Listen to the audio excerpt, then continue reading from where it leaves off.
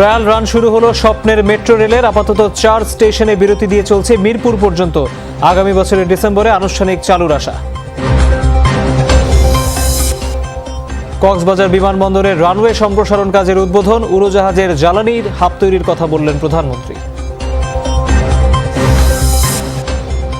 Dengue ভাইরাসের নতুন ধরন ডেন 3-র দাপটেই বাড়ছে আক্রান্তের সংখ্যা। নগরবাসীকে সচেতন থাকার পরামর্শ। যাত্রার 6 ঘন্টা আগে করোনা নেগেটিভ সনদের শর্তে চরম বিপাকে আরব আমিরাতগামীরা। চাকরি হারানোর আতঙ্ক অনেক প্রবাসীর। হাতের মেহেদি মুছে যাওয়ার আগেই লাইস্কা বিলে সলিল সমাধি শারমিনের। দুর্ঘটনার জন্য ফিটনেসবিহীন যানকে দুষছে স্বজনহারা পরিবারগুলো। এবার আটা ময়দার বাজারে অস্থিরতা। বস্তা প্রতি দাম বেড়েছে ন্যূনতম 200 টাকা। পর্যাপ্ত গম আমদানি না করার অজুহাত ব্যবসায়ীদের। পিএসজির হয়ে আজ অভিষেক হতে পারে লিওনেল মেসির। স্কোয়াডে থাকলেও শুরুর একাদশে থাকবেন কিনা তা অবশ্য নিশ্চিত করেননি কোচ পচেত্তিনো।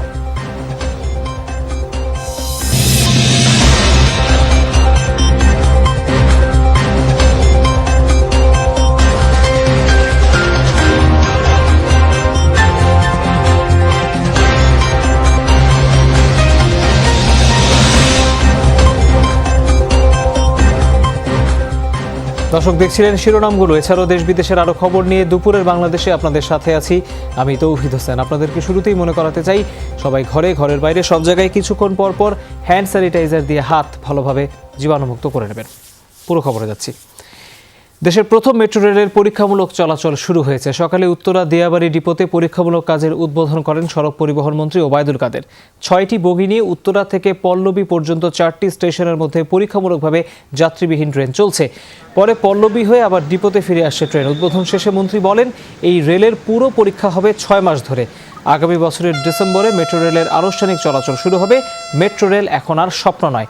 সমালোচকদের সমালোচনার জবাব দেওয়া হবে মেট্রো রেল ও পদ্মা সেতু দিয়ে।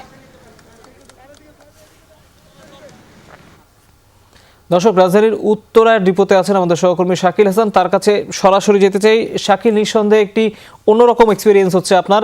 ট্রায়াল মাস, এই যে ট্রায়াল রান সেটি 6 মাস ধরে চলবে। কি কি ধরনের পরীক্ষা নিরীক্ষা আসলে এই সময় করা হবে?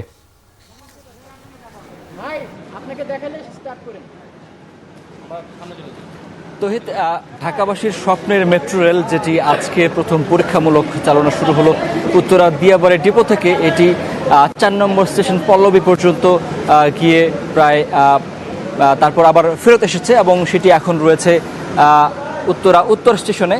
আপনি দেখতে পাচ্ছেন যিনি জাপানি একজন এই ট্রেনের যিনি পরিচালক, তিনি চালাচ্ছিলেন এই ট্রেনটি এবং একটু আগে তার সঙ্গে কথা বলছিলাম। তিনি তার অনুভূতির কথা জানিয়েছেন যে তিনি খুবই হ্যাপি যে বাংলাদেশের প্রথম যেটি মেট্রো রেল ট্রেন তিনি সেটি চালিয়ে পরীক্ষামূলকভাবে আজকে প্রথমবারের মতো চালালেন এবং তার জনগণের পক্ষ থেকে বাংলাদেশের জনগণের প্রতি তারা ধন্যবাদ জানিয়েছেন এবং তারা উপহার এই যে বিষয়টি, এই ট্রেন যখন বাংলাদেশের মানুষ বা রাজধানীর মানুষ যখন যানজটে কবলিত মানুষ এই ট্রেনে উঠবে তখন তাদের যে অনুভূতিটি হবে সেটির প্রতি তারা শ্রদ্ধা জানিয়েছেন এবং তারা বলছেন যে মন্ত্রী যেহেতু এই প্রোগ্রামে বলেছেন যে 6 মাস এই ট্রেনগুলো পরীক্ষামূলকভাবে চালানো হবে, তারপর তারা সেগুলো আনুষ্ঠানিকভাবে চলার জন্য প্রস্তুত হবে। এই পর্যন্ত প্রায় 4 সেট ট্রেন দিয়াবাড়ি ডিপোতে নিয়ে আসা হয়েছে। এরকম আরও 20 সেট আসবে। মোট 24 সেট ট্রেন চলবে উত্তরা দিয়াবাড়ি থেকে মতিঝিল পর্যন্ত। যদিও মতিঝিল থেকে প্রধানমন্ত্রীর নির্দেশে আরও কমলাপুর পর্যন্ত এই MRT-6 বর্ধিত করা হয়েছে। সেই অংশটির ডিজাইনের কাজ এখন পর্যন্ত চলছে। তবে উত্তরা থেকে এখন পর্যন্ত আগারগাঁ পর্যন্ত যে প্রথম পর্যায়, সেই পর্যায়ের সবচেয়ে বেশি কাজ শেষ হয়েছে। এই অংশের 9টি স্টেশনের মধ্যে প্রায় সবগুলো স্টেশনেরই অবকাঠামো নির্মাণ হয়ে গেছে। তার মধ্যে উত্তরা উত্তর, উত্তরা সেন্টার এবং উত্তরা দক্ষিণ স্টেশনের কাজ সবচেয়ে বেশি এগিয়েছে এবং সেগুলো আপনি দেখতে পাচ্ছেন ছাদ পর্যন্ত এর মধ্যে তৈরি হয়ে গেছে। আজকে যে ট্রেনটি পরীক্ষামূলকভাবে চালানো হচ্ছে, এরকম আরও 3টি সেট রয়েছে ডিপোতে, সেগুলোরও পরীক্ষামূলক চলাচল তারা এখন থেকে শুরু করবেন এবং সেটি এর কর্মীদের দক্ষতা উন্নয়ন এবং এই ট্রেনগুলোর যে পরীক্ষা সেগুলোর জন্য তারা এটি করবেন এবং এই প্রক্রিয়া শেষ করার পরে আনুষ্ঠানিকভাবে যাত্রীদের জন্য বাণিজ্যিকভাবে চলাচল করবে এই মেট্রো ট্রেন। শাকিল, অনেক ধন্যবাদ আপনাকে। দর্শক, আমাদের সহকর্মী শাকিল হাসান উত্তরা ডিপো থেকে মেট্রো রেলের যে ট্রায়াল রান শুরু হলো সেই বিষয়ে জানাচ্ছিলেন। এর আগে এই কার্যক্রমের উদ্বোধন করেন সড়ক পরিবহন ও সেতুমন্ত্রী ওবায়দুল কাদের। তিনি বলেছেন সমালোচকদের সমালোচনার জবাব দেওয়া হবে মেট্রো রেল ও পদ্মা সেতু দিয়ে। মেট্রো রেল এখন আর কোনো স্বপ্ন নয়, মেট্রো রেল এখন দৃশ্যমান বাস্তবতা।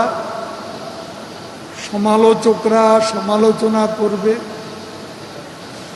অপপ্রচার করবে, কিন্তু আমরা জবাব দেব কাজ দিয়ে। শেখ হাসিনা সরকার কাজের মাধ্যমে জবাব দেবে। বিশ্বের সর্বশ্রেষ্ঠ সি বিচ হিসেবে গড়ে তোলা হবে কক্সবাজার সমুদ্র সৈকতকে। প্রাচ্য থেকে পাশ্চাত্যগামী বড় আকারের প্লেনগুলো যাতে কক্সবাজার বিমানবন্দর ব্যবহার করতে পারে সেই লক্ষ্যেই গড়ে তোলা হচ্ছে এই বিমানবন্দর। সকালে কক্সবাজার এয়ারপোর্টের রানওয়ে সম্প্রসারণ কাজের উদ্বোধনী অনুষ্ঠানে ভার্চুয়ালি যুক্ত হয়ে একথা বলেন প্রধানমন্ত্রী শেখ হাসিনা। তিনি আরও বলেন, এই প্রকল্পের ফলে কক্সবাজারের স্থানীয় অর্থনীতি শক্তিশালী হবে। করোনার সময় কাজ চালু রাখায় তিনি সংশ্লিষ্টদের ধন্যবাদ জানান। সততা এবং দক্ষতার সাথে কাজ চালু রাখার পাশাপাশি নির্ধারিত সময়ে কাজ শেষ করার তাগিদ দেন প্রধানমন্ত্রী।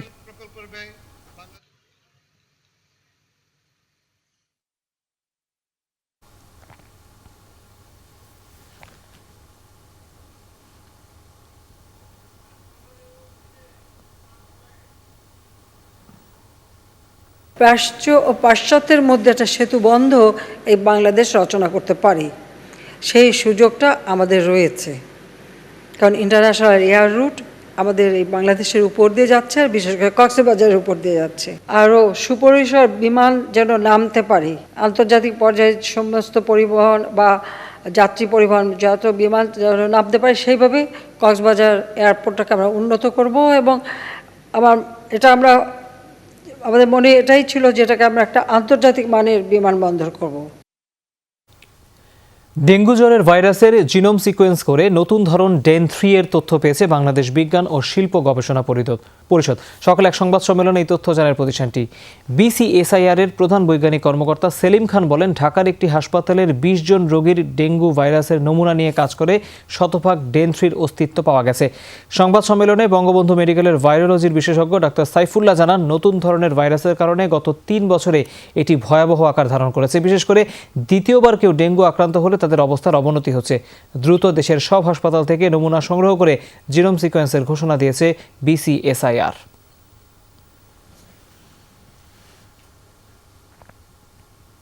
যারা আগে 1 এবং 2 দিয়ে আক্রান্ত হয়েছে তারা কিন্তু এই ডেন 3-তে আক্রান্ত হলে এই শক বা রক্তক্ষরণ, এই 2 ধরনের প্রকাশের রক্তের জমাট বেঁধে যেতে পারে, রক্তক্ষরণ হতে পারে, অথবা পেট ফুলে যেতে পারে, বুকে পানি জমা হতে পারে। এই জাতীয় লক্ষণ নিয়ে বেশি আসবে। গেল 24 ঘন্টায় করোনা ও উপসর্গে বিভিন্ন স্থানে মারা গেছে 29 জন। এর মধ্যে সিলেট বিভাগে সর্বোচ্চ মৃত্যু হয়েছে 9 জনের। ময়মনসিংহ মেডিকেল কলেজ হাসপাতালে প্রাণ গেছে 8 জনের। মৃতদের মধ্যে 2 জন করোনায় ও উপসর্গে 6 জন মারা গেছেন। এছাড়া রাজশাহী মেডিকেল কলেজ হাসপাতালে 7 জনের প্রাণহানি হয়েছে। মৃতদের মধ্যে রাজশাহীর 4, নাটোর, নবাবগঞ্জ ও নওগাঁর 1 জন করে আছেন। ঝিনাইদহে প্রাণহানি হয়েছে আরও 2 জনের। এদিকে কুষ্টিয়া করোনা ডেডিকেটেড হাসপাতাল, বরিশাল শেরে বাংলা মেডিকেল ও পাবনায় 1 জন করে মারা গেছে।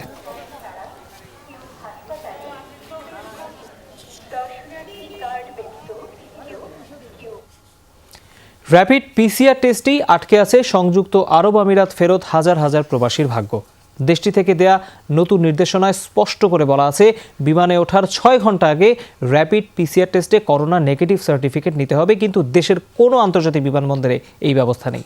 তাই সময় মতো ফিরে যেতে না পারার আশঙ্কা ও চাকরি হারানোর আতঙ্কে চরম অনিশ্চয়তায় দিন কাটছে প্রবাসীদের। আরও জানাচ্ছেন আব্দুল্লাহ তুহিন। দ্রুত সময়ের মধ্যে বাংলাদেশে আন্তর্জাতিক বিমানবন্দরগুলোতে র্যাপিড পিসিআর টেস্টের ব্যবস্থা করার দাবিতে আন্দোলন করছেন আরব আমিরাত ফেরত প্রবাসীরা।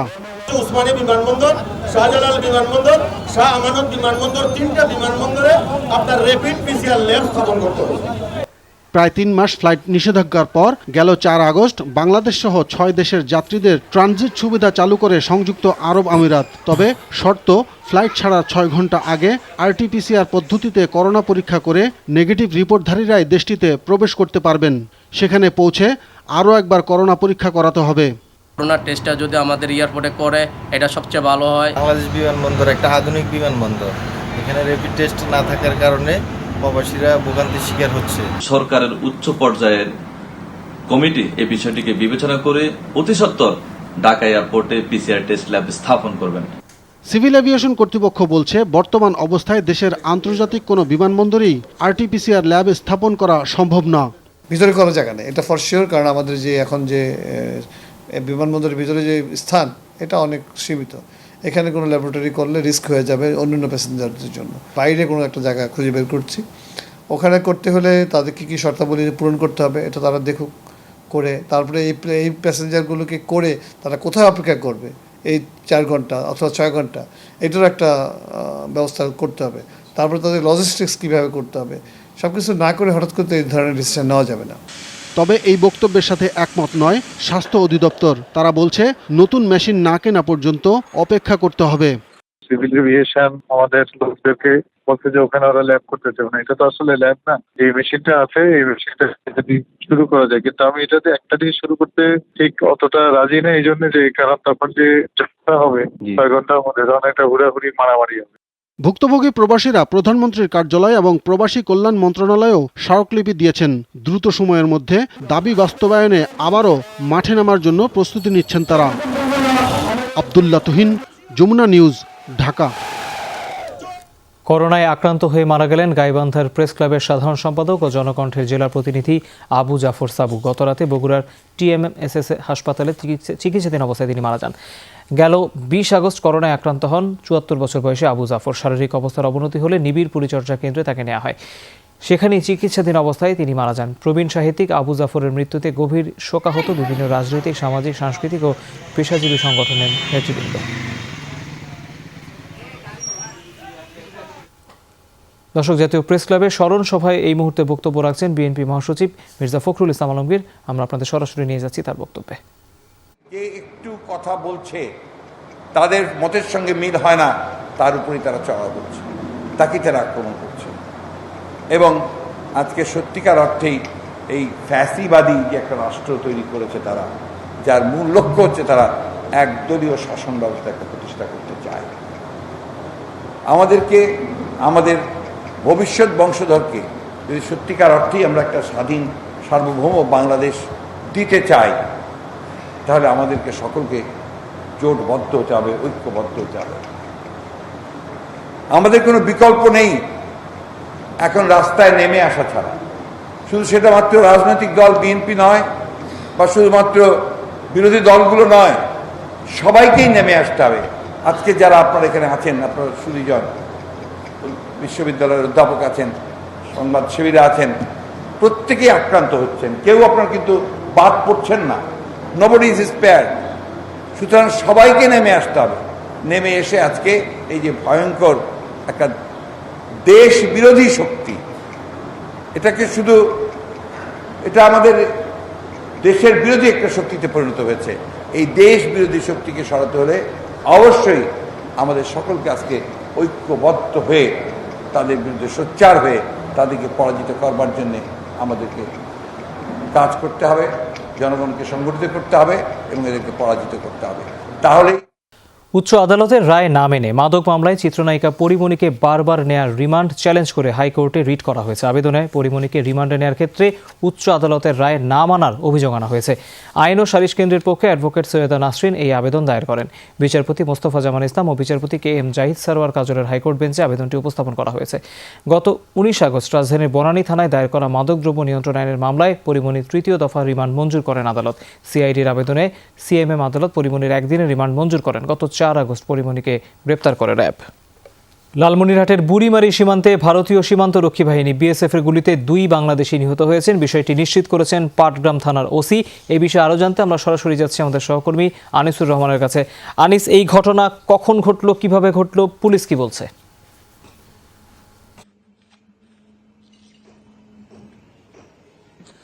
তহিদ, এটি কিন্তু লালমনিরহাট জেলার পাটগ্রাম উপজেলার একদম বুড়িমারি সীমান্ত, যেহেতু সীমান্তবর্তী জেলা, আর এখানে প্রায় প্রায় এরকম দুর্ঘটনা ঘটে থাকে। এটি আজকে ভোরে ঘটেছে। আমাদের বাংলাদেশি কিছু গরু পারাপারকারী তারা কিন্তু এরকম ভারতীয়দের দেয়া গরু আনতে যায় সীমান্তে, আর এই সীমান্তে যাওয়ার কারণে কিন্তু এই দুর্ঘটনাগুলো ঘটে। আজকে ভোরে এই ইউনুস সহ আরও বেশ কিছু গরু পারাপারকারী তারা গিয়েছিল ভারতীয়দের দেয়া গরু আনতে, আর সে সময় ভারতীয় সীমান্ত বিএসএফ এর সদস্যরা তারা কিন্তু গুলি ছোড়ার পরেই কিন্তু সীমান্তের ওপারে ভারতীয় অংশে দুজন ইউনুস সহ দুজন বাংলাদেশি গুলিবিদ্ধ হয়ে পড়ে থাকে বলে পাটগ্রাম থানার ওসি আমাকে জানিয়েছেন। আর আমি এ বিষয়ে বুড়িমারি ইউনিয়ন পরিষদ চেয়ারম্যান আবু সাইদ নেওয়াজ নিশাত তার সঙ্গে কথা বলেছি। তিনি বলেছেন হ্যাঁ, দুজন বাংলাদেশি নিহত হয়েছেন, তো একজনের নাম ইউনুস, আর তিনি হলেন বুড়িমারি ইউনিয়নের বাসিন্দা, আর একজন নীলফামারী এলাকার বলে জানিয়েছেন। আর বিজিবির সঙ্গে আমরা বহুবার কথা বলার চেষ্টা করেছি, তারা কিন্তু ফোন রিসিভ করেনি। তবে আর একটি সূত্র জানিয়েছেন যে বিজিবিও এই বিষয়টি জেনেছেন, তবে তারা এখনো নিশ্চিত নন যে এটি বাংলাদেশের কোন অঞ্চলের বা কে মারা গেছে। তবে আমরা চেষ্টায় আছি এই তথ্য সংগ্রহের জন্য। আমরা এই হলো বুড়িমারি সীমান্তের সর্বশেষ খবর। তহিদ, আনিস, ধন্যবাদ আপনাকে। নৌ দুর্ঘটনায় 22 জন নিহতের পর ব্রাহ্মণবাড়িয়ার বিজয়নগরের ঘরে ঘরে শোকের মাতম। এই দুর্ঘটনার জন্য বেপরোয়া গতি আর ফিটনেসবিহীন নৌযানকে দুষছে পরিবারগুলো। তদন্ত কমিটি জানিয়েছে সব পক্ষের অভিযোগ আমলে নিয়ে সময় মতো প্রতিবেদন দেয়া হবে। এখনো হাতের মেহেদি মুছে যায়নি জহিরুলের। বিয়ের সপ্তাহ না পেরুতেই লাইস্কা বিলে নৌ দুর্ঘটনায় হারাতে হয়েছে জীবন সাথী শারমিনকে। আহাজারির জনপদ ব্রাহ্মণবাড়িয়ার বিজয়নগর উপজেলার চম্পকনগর গ্রাম। এমন বুকফাটা কান্না এখন ঘরে ঘরে। এই দুর্ঘটনার জন্য বেপরোয়া গতি আর ফিটনেসবিহীন নৌযানকে দুষছে দুর্ঘটনার শিকার পরিবারগুলো। মাঝির ভুলের কারণে আমরা জায়গায় কইছি আর প্যাসেঞ্জার তুলেন না, আর কইছে কি স্টিল নাও আর 50 দিন তুলন যাব। হায়া কইতাছে বলে তুমি শর্ত কয়ে চালাও, আরো ইঞ্জিন বাড়াই দিয়া বেশি করে চালাই দিয়ে আরেকটার লগে বাড়ি দিছে, দিয়া তোলে ফালাই দিছে। মাঝি যদি ভালোভাবে চালাইতো তাহলে সত্য করে চালাইতো, এটা দুর্ঘটনা আর ঘটে না। মানুষ লড়বার কোনো ক্ষমতা নাই, এই ধরনের যাত্রী তুললে নৌকা আছে। নৌপথের অব্যবস্থাপনা রোধে নজরদারির দাবি স্থানীয় সামাজিক সংগঠনের। তাদের ধারণ ক্ষমতা আমার দৃষ্টিতে 20 থেকে 25-এর বেশি হওয়ার কথা নয়। এখানে তারা যাত্রী পরিবহন করছে 150 থেকে 200। কোন জানে কতটুকু যাত্রী তারা বহন করতে পারবে সুনির্দিষ্টভাবে যেন এখন লিখিত আকারে যাতে এখানে সাইনবোর্ড আকারে যাতে এখানে প্রকাশ করা হয়। তদন্ত কমিটির প্রধান বলছেন সব পক্ষের অভিযোগ আমলে নিয়েই সময় মতো প্রতিবেদন দেবেন তারা। ইতিমধ্যে আমরা যে দুর্ঘটনায় যারা নিহত হয়েছে বা আহত হয়েছে তাদের সাথেও কথা বলেছি, তাদের বক্তব্য নিয়েছি, তাদের আত্মীয় স্বজনদের সাথে কথা বলেছি। আগামী 10 কর্মদিবসের মধ্যে এই রিপোর্টটি আমাদেরকে দিয়ে দেওয়ার জন্য জেলা প্রশাসক মহোদয় আমাদেরকে নির্দেশ দিয়েছে। আমিন বাবু, যমুনা নিউজ। ধরলা ব্রহ্মপুত্রের পানি একটু কমলেও বেড়েছে তিস্তা আর যমুনায়। সিরাজগঞ্জে বন্যা পরিস্থিতির আরও অবনতি হয়েছে। পানি উন্নয়ন বোর্ড জানিয়েছে সিরাজগঞ্জ বাঁধ পয়েন্টে যমুনা নদীর পানি 8 সেন্টিমিটার বেড়ে বিপদসীমার 33 সেন্টিমিটার ওপর দিয়ে প্রবাহিত হচ্ছে। এতে নিম্নাঞ্চল ও চর এলাকাগুলো প্লাবিত হচ্ছে, তলিয়ে গেছে রোপা আমন ক্ষেত। চৌহালি শাহজাদপুর উপজেলায় দেখা দিয়েছে ভাঙন। কুড়িগ্রাম, রংপুর সহ আশপাশের জেলাগুলোতে পানিবন্দী মানুষের দুর্ভোগ কমেনি। মধ্যাঞ্চলে বন্যা পরিস্থিতি স্থিতিশীল রয়েছে।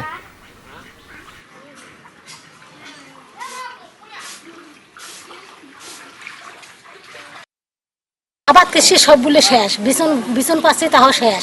আসি আচরণ নিছি, এখানেও বন্যা, আমি এখানে থাকতে পারিনি। মেম্বার চেয়ারম্যান যারা আছে বাড়ি বাড়ি যে দেখি যাবে কি অবস্থায় আছে না আছে, এগুলোও দেখে না। চট্টগ্রাম মেডিকেল কলেজ হাসপাতালে প্রথমবারের মতো চালু হচ্ছে one stop emergency care centre, যেটি রেড, ইয়েলো, গ্রিন এই 3 জোনে বিভক্ত। এক ছাদের নিচে মিলবে সব চিকিৎসা। এতে রোগীদের ভোগান্তি কমার পাশাপাশি সেবার মান বাড়বে বলে দাবি কর্তৃপক্ষের। 1953 সালে প্রতিষ্ঠিত চট্টগ্রাম মেডিকেল কলেজ হাসপাতালের জরুরি বিভাগের চিত্র এটি। 120 শয্যা নিয়ে শুরু করলেও এখন শয্যা সংখ্যা 1313টি। তবে রোগী ভর্তি থাকে দ্বিগুণেরও বেশি। জরুরি বিভাগে দিনে চিকিৎসা নেন গড়ে 1200 রোগী।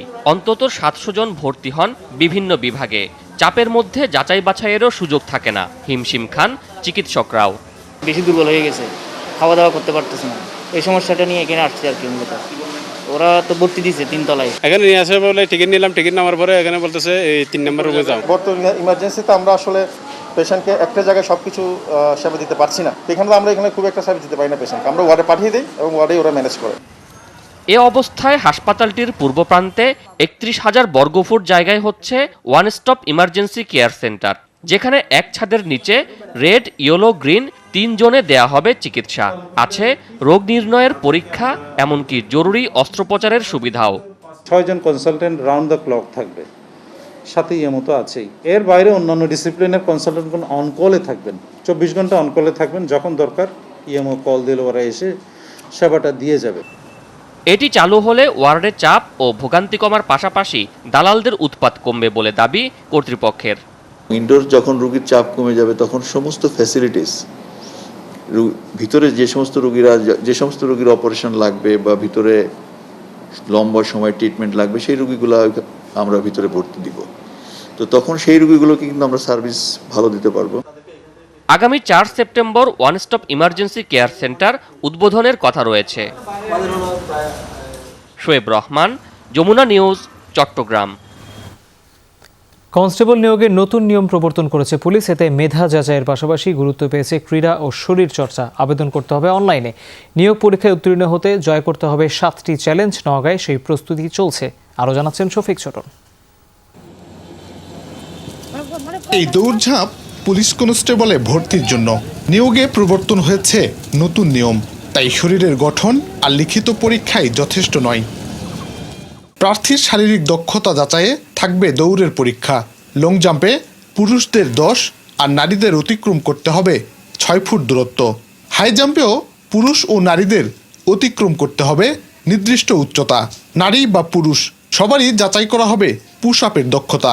এছাড়া পুনরায় দৌড়, রোপ ক্লাইম্বিং ও ড্রাগিংয়ের দক্ষতাও যাচাই করা হবে পুলিশ নিয়োগের মাঠ পরীক্ষায়। এরপর 45 নম্বরের লিখিত, 15 নম্বরের মনস্তাত্ত্বিক ও মৌখিক পরীক্ষায় পাশ করতে হবে। নওগাঁয় সেই প্রস্তুতি নিচ্ছেন প্রার্থীরা। প্র্যাকটিস করেছি লং জাম্প, হাই জাম্প, দড়িতে ওঠা, দৌড়াদৌড়ি, আরও অনেক কিছু। সবচেয়ে কঠিন হচ্ছে দড়ি দিয়ে উঠানো, এটাই কষ্ট। আমরা সবাই যে গ্রুপ করে প্র্যাকটিস করতেছি, তারা সবাই যেন একটা রেজাল্ট করতে পারি। তরুণদের মাঠে ফিরিয়েছে পুলিশ নিয়োগের নতুন নিয়ম। তবে হঠাৎই অনুশীলন কঠিন হয়ে পড়েছে বলছেন অনেকে। বর্তমান নিয়োগ প্রক্রিয়া, এই প্রক্রিয়ায় মাঠমুখী হওয়া ছাড়া বিকল্প নাই। কারণ শারীরিক যেই খেলাগুলো আছে, দীর্ঘলম্ফ, উচ্চলম্ফ, দৌড়, রশি টানাটানি, এইসব যদি দেখাতে ব্যর্থ হয় সে তো চাকরি পাবে না। নিয়োগ প্রক্রিয়ার প্রস্তুতি সম্পন্ন করেছে জেলা পুলিশ। নতুন নিয়মের তথ্য ছড়িয়ে দিতে চলছে প্রচার। দালালদের দৌরাত্ম্য ঠেকাতেও কোনো ছাড় নয় বলছেন কর্মকর্তারা। এই যে ইয়াং জেনারেশন, তারা কিন্তু আবার মাঠমুখী হচ্ছে। সো আমরা কিন্তু একই সাথে এই স্কিলটাকে নিয়ে নিচ্ছি, অ্যাজ ওয়েল এস যারা মাঠ থেকে বা মাঠের প্রতি বিমুখতা ছিল, তারা কিন্তু আবার মাঠে ফিরে যাচ্ছে। শফিক ছোটন, যমুনা নিউজ, নওগাঁ। করোনা মহাদুর্যোগেও সচল ছিল জাতীয় রাজস্ব বোর্ডের সব কার্যক্রম। কেন্দ্রের পাশাপাশি কঠোর নজরদারি ছিল তৃণমূলে। তাই সদ্য বিদায়ী অর্থবছরে রাজস্ব আদায়ে 20 ভাগ প্রবৃদ্ধি হয়েছে। টাকার অঙ্কে আদায় হয়েছে 2,60,000 কোটি টাকা, যদিও তাতে লক্ষ্যমাত্রা অর্জন হয়নি। আরও জানাচ্ছেন সুশান্ত সিনহা। আমদানি রপ্তানি পর্যায়ে শুল্ক আয়, মূসক বা ভ্যাট এবং আয়কর, এই 3 খাত জাতীয় রাজস্ব বোর্ডের প্রাণশক্তি। সদ্য বিদায়ী 2020-21 অর্থবছরে 77,000 কোটি টাকার রাজস্ব আয় হয়েছে আমদানি রপ্তানির শুল্ক খাত থেকে। সবচেয়ে বেশি 98,000 কোটি টাকা এসেছে স্থানীয় পর্যায়ে মূসক বা ভ্যাট থেকে, আর 85,000 কোটি টাকার রাজস্ব আদায় হয়েছে আয়কর ও ভ্রমণ কর থেকে। করোনার মধ্যেই মোট রাজস্ব আদায় 2,60,000 কোটি টাকা, যা এর আগের অর্থ বছরের চেয়ে 20% বা 44,000 কোটি টাকা বেশি।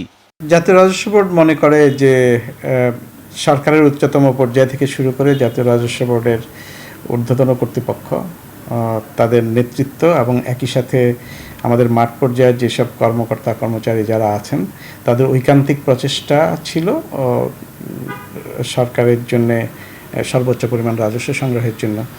এটা এক ধরনের কমিটমেন্টের পর্যায়ে গিয়ে দাঁড়িয়েছে। কারণ হচ্ছে এই দুর্যোগপূর্ণ পরিস্থিতিতে আমাদের কর্মকর্তা কর্মচারীবৃন্দ সবাই উপলব্ধি করতে পেরেছেন যে জাতীয় অর্থনীতিকে চাঙ্গা রাখার জন্য, জাতীয় সমৃদ্ধির জন্য আমাদের এখন সর্বাত্মকভাবে কাজ করতে হবে। সম্ভবত আমরা জানি যে সেই জন্যই এই পরিমাণ রাজস্ব আদায় করা সম্ভব হয়েছে। বিগত 5 বছর ধরে এনবিআর এর রাজস্ব আদায়ের গড় প্রবৃদ্ধি ছিল 10.2%। তাই করোনার মধ্যেও 20% প্রবৃদ্ধি ইতিবাচক বলছেন বিশ্লেষকরা। 19-20 অর্থ বছরে এটা একটা ঋণাত্মক প্রবৃদ্ধি হয়েছিল করোনার কারণে। এই বছর এই করোনা পরিস্থিতিতে আপনারা জানেন যে বিভিন্ন লকডাউন, বিভিন্ন ধরনের শিল্প কারখানায় বন্ধ ছিল, তারপরেও যে আমাদের এই রাজস্ব সংগৃহীত হয়েছে এটা সত্যিই প্রশংসার যোগ্য এবং আমি আশা করি যে আমার জাতীয় রাজস্ব বোর্ডের সহকর্মীরা তাদের এই ধারা অব্যাহত রাখবেন। গত বছরের তুলনায় প্রবৃদ্ধি হচ্ছে 20.06%। আসলে এটা আমরা দেখেছি যে 21%-এর মতো। তার কারণ হচ্ছে যে আমাদের কাছে এমন কিছু এখনও ইনফরমেশন আছে যেটা ডকুমেন্টেড হলে দেখা যাবে যে এটা 21% ছাড়িয়ে গেছে। যদিও গেল অর্থ বছরে রাজস্ব আদায়ের লক্ষ্যমাত্রা ছিল 3,01,000 কোটি টাকা। এনবিআর বলছে লক্ষ্যমাত্রার 87%ই অর্জিত হয়েছে। এটা হচ্ছে যাবৎকালের সবচেয়ে বেশি। সুশান্ত সিনহা, যমুনা নিউজ, ঢাকা। এবার আটা ময়দার বাজারে নৈরাজ্য। বিশ্ববাজারের অজুহাতে দাম বাড়ছে লাফিয়ে লাফিয়ে। ব্যবসায়ীদের দাবি, করোনাকালে পর্যাপ্ত গম আমদানি হয়নি, তাই অনেক মিলে পূর্ণ মাত্রায় আটা ময়দা উৎপাদন হচ্ছে না। এ অবস্থায় ভোক্তা অধিকার সংরক্ষণ অধিদপ্তরকে অবিলম্বে মাঠে নামার তাগিদ সাধারণ ক্রেতাদের। আটা ময়দার বাজারে চলছে অস্থিরতা। 1 মাসের ব্যবধানে বস্তা প্রতি আটার দাম বেড়েছে 200 টাকা, আর 600 টাকা বেড়েছে ময়দার। প্রতি কেজি আটাতে 4 থেকে 5 টাকা বাড়ছে, ময়দা 60 টাকা কেজি প্রতি বাড়ছে। ব্যবসায়ীদের দাবি, বিশ্ববাজারে গমের দাম বেশ চড়া, আর এর প্রভাব পড়েছে স্থানীয় পর্যায়ে। 1 মাসের ব্যবধানে দেশে গমের দাম মন প্রতি বেড়েছে 300 টাকা। প্রতিকূল আবহাওয়ার কারণে এবার কানাডায় গমের উৎপাদন তুলনামূলক কম, তবে ভারত, আর্জেন্টিনা, ব্রাজিলে উৎপাদন বেশ ভালো হয়েছে। গমের দাম বাড়ছে 200-300 টাকা করে মনে বাজে গেছে। এটা গমের মধ্যেই প্রত্যেকটা হয়। মূল্যবৃদ্ধিটা বরাবরই মালিকদের জন্য একটা বিরাট বড় অসুবিধার একটা কারণ। আসলে কি বেশি নাকি সিন্ডিকেট করছে কোম্পানিরা, এগুলো সরকার যদি পদক্ষেপ নেয় তাহলে যদি মার্কেটটা নিয়ন্ত্রণ হয়। করোনার সময় ব্যাংক থেকে ঋণ নিয়ে গম আনার ঝুঁকি নেননি আমদানিকারকরা। অনেক মিল এক শিফটে উৎপাদন করছে। এই বাড়তিটা অ্যাকচুয়ালি ওই কারণে, সরবরাহের কারণে। আর আমাদের কিন্তু উৎপাদনও কমে গেছে, তার কারণ হলো কনজামশন কমে গেছে, যার জন্য আমাদের ময়দা মিল এমনি এক শিফট বন্ধ, এক শিফটও ঠিক মতো চলে। ইম্পোর্টাররা গমও আনতে পারতেছে না, গমের বাজারও একটু বাড়তি। তো যাই হোক, গমের বাজার বাড়তি একমাত্র এটার ব্যাখ্যাটা দিতে পারবো বড় বড় ইম্পোর্টাররা, কারণ গম আসলে বাজার অটোমেটিক কমে যাবে। ভোক্তা স্বার্থে গমের বাজারে নজরদারি বাড়ানোর দাবি উঠেছে। রাবিয়া স্মৃতি, যমুনা নিউজ। অপেক্ষার প্রহর শেষে আজ পিএসজির জার্সিতে অভিষেক হতে পারে আর্জেন্টাইন তারকা লিওনেল মেসির। ম্যাচ পূর্ব সংবাদ সম্মেলনে এমন ইঙ্গিত দিলেও রহস্য রেখেছেন কোচ মাউরিসিও পচেত্তিনি। স্কোয়াডে থাকলেও শুরুর একাদশে থাকবেন কিনা মেলেনি সেই নিশ্চয়তা। রাত 1:45 পিএসজির প্রতিপক্ষ রাস। ফুটবল বিশ্বে আলোড়ন তোলা এক দল বদলে বার্সেলোনা ছেড়ে পিএসজিতে যোগ দিয়েছেন লিওনেল মেসি। সেটিও প্রায় 2 সপ্তাহ আগের খবর। তবে এখনও পিএসজির জার্সিতে অভিষেক হয়নি LM30-র। সমর্থকদের অপেক্ষা কবে মাঠে নামবেন প্রিয় তারকা। এবার সে অপেক্ষা শেষ হওয়ার পালা। রাসের বিপক্ষে ম্যাচে আজ অভিষেক হতে যাচ্ছে লিওনেল মেসির। কিছুটা রহস্য রেখে এমন ইঙ্গিত দিয়েছেন PSG coach Mauricio Pochettino. Messi, Neymar ও এমবাপ্পে স্কোয়াডে থাকবেন, যদিও শুরুর একাদশে থাকবেন কিনা এ ব্যাপারে সিদ্ধান্ত হয়নি। আর মেসি এখানে কেমন করছে সেটা পর্যালোচনা করে দেখা হবে, তারপর সিদ্ধান্ত নেব সেই স্কোয়াডে থাকবে কিনা। কোপা আমেরিকার ব্যস্ত সূচি শেষে ছিলেন প্রায় 1 মাসের ছুটিতে, তাই চ্যালেঞ্জ ছিল ফিটনেস ফিরে পাওয়ার। সেই সঙ্গে নতুন ক্লাবে নতুন সতীর্থদের সঙ্গে মানিয়ে নেওয়ার চ্যালেঞ্জে কতটা সফল মেসি। সে দারুণ অনুপ্রাণিত ও পেশাদার একজন ফুটবলার। এই পরিবেশে সতীর্থদের সঙ্গে সে খুব দ্রুত মানিয়ে নিচ্ছে। নতুন একটি লিগে খাপ খাইয়ে নেওয়ার সক্ষমতা তার আছে। এদিকে মেসির অভিষেকের রোমাঞ্চে পিএসজির জন্য বিষাদের গল্প এমবাপ্পের রিয়ালে যাওয়ার খবর। বরাবরের মতোই এমবাপ্পে দারুণ পরিশ্রম করছে। সকালেও সে অনুশীলন সম্পন্ন করেছে। তার পিএসজিতে থাকার বিষয়ে ক্লাব সভাপতি ও ক্রীড়া পরিচালকের অবস্থান খুবই পরিষ্কার। মৌসুমে প্রথমবারের মতো মাঠে নামার অপেক্ষায় আছেন দলের আরেক তারকা নেইমার। বন্ধু মেসির সঙ্গে রাসের বিপক্ষেই হয়তো মৌসুম অভিষেক হতে পারে তার। মুজ্জামিন তারেক, যমুনা স্পোর্টস। এদিকে স্প্যানিশ লিগে নিজেদের তৃতীয় ম্যাচে আজ মাঠে নামছে মেসিবিহীন বার্সেলোনা। রাত ৯টায় তাদের প্রতিপক্ষ গেটাফে। ক্যাম্প নুতে মাঠে নামার আগে স্বস্তিতে এই কাতালানরা গেল সপ্তাহে অ্যাথলেটিক বিলবাওয়ের মাঠে ১-১ গোলে ড্র করে বার্সেলোনা। তবে খুশির খবর যে ইনজুরি থেকে ফিরে মাঠে নামার অপেক্ষায় রয়েছেন গোলরক্ষক মার্ক আন্দ্রে টের স্টেগেন। মিরালেম গিয়ানিচ ও স্যামুয়েল উমতিতির মতো ফুটবলারও এখন মাঠে নামার অপেক্ষায়। ২ ম্যাচে ৪ পয়েন্ট বার্সেলোনার, আর প্রথম ২ ম্যাচে হেরে তলানিতে রয়েছে গেটাফে।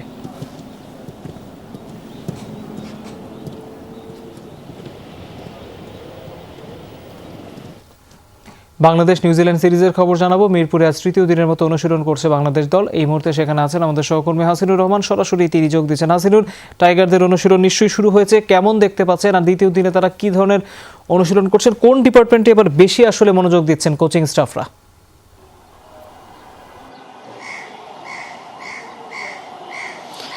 বাংলাদেশ দলের অনুশীলন শুরু হয়ে গেছে মাত্র, ২টায় শুরু হওয়ার কথা ছিল কিন্তু কিছুক্ষণ আগে শুরু হয়েছে। আমরা একটু সরাসরি যদি দেখাতে চাই, আপনি যে বিষয়টি জানতে চেয়েছেন যে আসলে কোন ডিপার্টমেন্টে অনুশীলন এই মাত্র শুরু হয়েছে, যেহেতু শুরুতেই কেবল ওয়ার্ম আপ হবে, তার পরবর্তীতে আসলে বোঝা যাবে যে আসলে বাংলাদেশ দলের কর্ম পরিকল্পনাটা কি হবে বা কেমন হবে।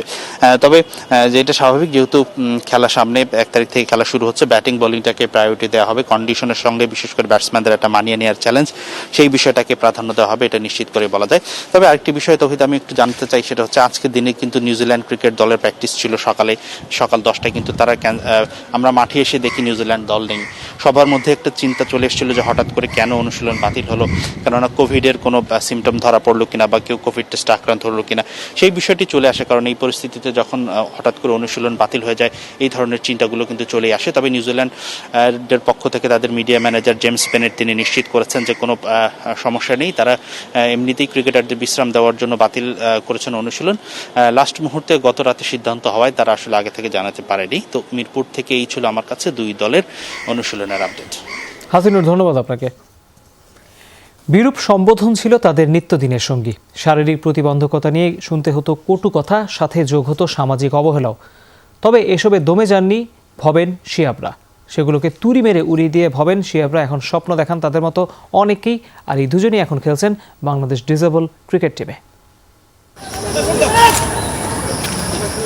জীবন সংগ্রামের মাপকাঠি যদি হয় শারীরিক সুস্থতা, তাহলে সেই দৌড়ে অনেকটাই পিছিয়ে শারীরিক প্রতিবন্ধীরা। সঙ্গে যোগ হয় সামাজিক অবহেলা, শুনতে হয় নানা কটু কথা। নরকে পরিণত হওয়া জীবনটাকে তুড়ি মেরে প্রত্যাবর্তনের গল্পও লেখেন কেউ কেউ, যেমনটা হয়েছে শিহাব ভবেনদের বেলায়। প্রতিবন্ধকতার দেয়াল ভেঙে ক্রিকেটে রাঙিয়েছেন জীবন। বলতো যে লুংরা লেরা এরা কিভাবে খেলবে, এরা তো খেলতে পারবে না, এটা ক্রিকেট তো অনেক ভালোরাই খেলতে পারে না, তোমরা কিভাবে খেলবে? তোর পায়ের সমস্যা, তুই কি করতে খেলবি? খেলাধুলা করার দরকার নাই, কি করে খেলাধুলা করে কি করবি? তোর তো পায়ের সমস্যা, তুই তো জীবনে ভালো জায়গায় যেতে পারবি না। বাঁ পায়ের তুলনায় ডান পায়ের পাতা 2 ইঞ্চি ছোট, তারপরও দমে যাননি Bhaben Das. 2015 disable Asia cup দেখে আগ্রহ জন্মানো ভবেন এখন খেলেন ডিসেবল ক্রিকেট দলে। সামান্য 3000 টাকা দিয়েছিল, সেই 3000 টাকায় আমি একটা পুরাতন জিনিস কিনছিলাম আর কি, পুরাতন ব্যাট, পুরাতন প্যাড, হেলমেট, গ্লাভস, এইগুলো কিনে আমি ওইগুলো মানে কি প্র্যাকটিস করছিলাম। দৈনন্দিন হিসাবে রাস্তায় মজুরি হিসাবে কাজ করতো। আর আমি একটা নেতৃত্বে আমি একজনের একটা একাডেমিতে আমি সেইখানে প্র্যাকটিস করতাম। আল শিহাবের গল্পটাও প্রায় একই। পরিবারের সমর্থনে ছুড়েছেন বিশ্বজয়ের নেশায়। অনেক বড় ধরনের টুর্নামেন্ট হইতেছে এলাকায়, কিন্তু আমি খেলতে গেছি, কিন্তু সেখানে আমার মানে আমি খেলতে পারি, এই পারা সত্ত্বেও যখন আমাকে ওখান থেকে বলছে যে না, ওর তো সমস্যা আছে, ও তো একজন শারীরিক প্রতিবন্ধী, খেলতে পারবে না। দেখা গেছে আমি বাসায় এসে কাঁদছে, ওই আমার কান্না দেখে আমার মাও কাঁদছে, যে তখন থেকে বলছে যে না সমস্যা নাই, ওখানে খেলা নেয়নি তো কিছু, তুমি এখানে খেলো। ওইভাবেই আর কি অনুপ্রেরণা হওয়ায়। একটু উৎসাহ আর একটু আগ্রহই যে বদলে দিতে পারে অনেক কিছু, তারই জ্বলন্ত প্রমাণ ভবেন শিহাবরা। সমস্যাটা হাতে, সমস্যাটা পায়ে, কিন্তু সমস্যাটা এদের মনে নয়। এই মনের জোর দিয়েই তারা আজ এইখানে উঠে এসেছেন। তারা দেশকে রিপ্রেজেন্ট করছেন দেশে এবং দেশের বাইরে। দেশের পতাকাকে উঠিয়ে ধরছেন বিশ্বের সামনে। তারা চান দেশের মানুষ তাদেরকে তাদের প্রাপ্য সম্মানটুকু দিক। তারাও যে পারে সেটি তারা দেখাতে চান। মামুনুর রশিদ, যমুনা স্পোর্টস, ঢাকা। দর্শক, দুপুরে বাংলাদেশের প্রথম ঘন্টা থেকে বিদায় নিচ্ছি। পরের ঘন্টার খবর নিয়ে ফিরবেন সহকর্মী টুম্পা হাসান। যাওয়ার আগে আবারও মনে করাতে চাই, সবাই করোনাকালে নিরাপদে থাকতে কিছুক্ষণ পর হ্যান্ড স্যানিটাইজার দিয়ে হাত ভালোভাবে জীবাণুমুক্ত করে নেবেন। আমাদের সাথেই থাকুন।